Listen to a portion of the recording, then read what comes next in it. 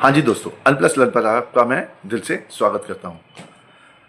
आज आए हैं एसआरएफ के रिजल्ट्स, जो बहुत अच्छी कंपनी है केमिकल सेक्टर की। ये मैं तकरीबन 2000 से रेकमेंड कर रहा हूँ ये शेयर को, और आज 2536 का भाव हो गया, तकरीबन 15 रुपये नीचे। लेकिन बहुत अच्छी कंपनी है, लॉन्ग टर्म के लिए होल्ड करके अगर किसी पास पड़ी है तो 3000 का भाव आराम से आ जाएगा। रिजल्ट आपको मैं बता रहा हूँ आज मार्च 25 जून सितंबर दिसंबर और मार्च में 4313 करोड़ का इसका अपना रेवेन्यू था, वो बढ़ के 4615 करोड़ हो गया। रेवेन्यू बढ़ गया है इसका। और क्वार्टरली देखोगे तो 3713 से 4615, क्वार्टरली भी अच्छा रिजल्ट है, ठीक है। और इसके जो खर्चे हैं वो पिछले साल मार्च में थे 3356 करोड़, अब है 3589 करोड़। खर्चे थोड़े बढ़ गए हैं, सारे कंपनियों के खर्चे बढ़ गए हैं। तो रेवेन्यू तो बढ़ा है लेकिन थोड़े खर्चे भी बढ़ गए हैं। तो ये हमारा जो प्रॉफिट आ रहा है उस पर ज़रा मार्जिन पे फ़र्क आ गया। 1889 था पिछले 25 मार्च को, 25 को मार्च में क्वार्टर में, और अब आए 1835। तो देखो प्रॉफिट भी घट गया पहले से। और जो आप देख रहे हो कि ईपीएस भी है 63.72 से घट के 61.91 हो गया है एसआरएफ का शेयर का जो ईपीएस है। तो डिविडेंड तो जीरो ही है, अभी तक दिया नहीं डिविडेंड। कंसिडर कर रहे हैं, देखो क्या होता है। पहले तो डिविडेंड देती थी, अब नहीं दे रही डिविडेंड कंपनी, ठीक है। देखते हैं आगे कंपनी क्या करेगी, कि इसका आगे का एक्सपेंशन का भी है।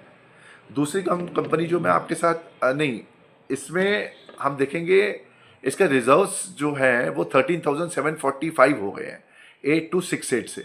करोड़ की बात कर रहा हूँ मैं, रिजर्व्स भी बढ़ ही रहे हैं कंपनी के, ठीक है। और अगर आप इसमें प्रमोटर्स देखो, प्रमोटर्स 50.26 थे, अभी भी 50.26 ही है। और एफ आई डी आई देखो, एफ आई आई 16 है 0.67। एफ आई आई ने थोड़ा माल बेचा है अपना, डी आई ने जो एफ आई आई ने माल बेचा है वो डी आई ने ले लिया, 21.17 होगा 20.18 से। और गवर्नमेंट के पास भी ना के बराबर ही है। और पब्लिक के पास 12.05 से पब्लिक ने भी माल बेचा है 11.87, वो डी आई ने सारा ले लिया है।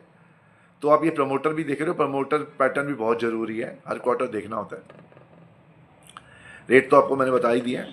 अब हम देख रहे हैं एल&टी, दूसरी जो कंपनी है, उसका भाव आज है 4056, तकरीबन 44 रुपये नीचे है आज। इसके रिजल्ट देखते हैं। 74.392 करोड़ थे मार्च 25 में, अब है 82.762। मतलब इसके रेवेन्यू तो बढ़ी है, ठीक है, लेकिन अब 64,516 इसके खर्चे थे करोड़ में, और 72,343। खर्चे कितने बढ़ गए हैं देखो, खर्चे काफ़ी बढ़ गए हैं। सब कंपनियों में यही दिक्कत आ रही है, प्रॉफिटेबिलिटी में भी फर्क आ रहा है।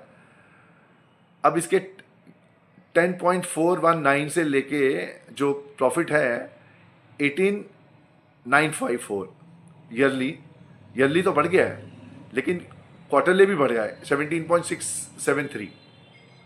और इस वजह से इसका ईपीएस भी, हालांकि खर्चे बढ़े हैं फिर भी बढ़िया रिजल्ट आए हैं एल&टी के। और आप देख रहे हो ये प्रमोटर्स तो देखो 18.78 एफआईआईएस के पास है, 20% से कम हो गए हैं। डीआईएस के पास 43% के आसपास है। इन्होंने माल बढ़ा दिया जो एफआई ने बेचा है, डीआई के पास ही आया है वो भी। और गवर्नमेंट के पास 0.25% है। पब्लिक के पास 36.69 से 30 से, पब्लिक ने भी थोड़े से होल्डिंग बढ़ाई है। एल&टी तो आपको पता ही है, इससे बढ़िया कंपनी तो कोई, तो पूरी की पूरी अपने में इंडस्ट्री है। रिजर्व्स देखो 75.588 थे मार्च 21 में, 22 में 82 हो गए, 23 में 89 हो गए, 24 में 86, 25 में 97। अब देखो 2026 में 109 करोड़ रुपए। कितनी बड़ी कंपनी है ये। तो एल&टी तो आपको पता ही है, 3400 में भी मैंने रेकमेंड किया था कि ये शेयर उठा लो, अच्छा शेयर है। 4400 4500 का तो भाव दिखता है, लेकिन ये कंपनी फिर भी, आपने जो भी मैं बोल रहा हूँ आपको शेयर के रेट, आपने लेना अपने हिसाब से। ये सारे मार्केट स्टडी करना है आपने, सारे शेयरों को स्टडी करके तभी आपने इस पर पैसा इन्वेस्टमेंट करनी है। क्योंकि मैं कोई शेयर रिकमेंड नहीं करता लेने, ये एजुकेशनल पर्पज़ का वीडियो है, डिस्क्लेमर दे दूँ। ये जो अच्छे कंपनी है, मैं आपको रिजल्ट दे रहा हूँ, जाके आप अपने आप स्टडी करो और इन शेयरों को अपने पोर्टफोलियो में रखो, अगर हो सके तो। लॉन्ग टर्म के लिए अच्छे शेयर ही हैं। चलो, थैंक यू सो मच। अगर आपको ये इन्फॉर्मेशन पसंद आए तो प्लीज़ लाइक और सब्सक्राइब कीजिए।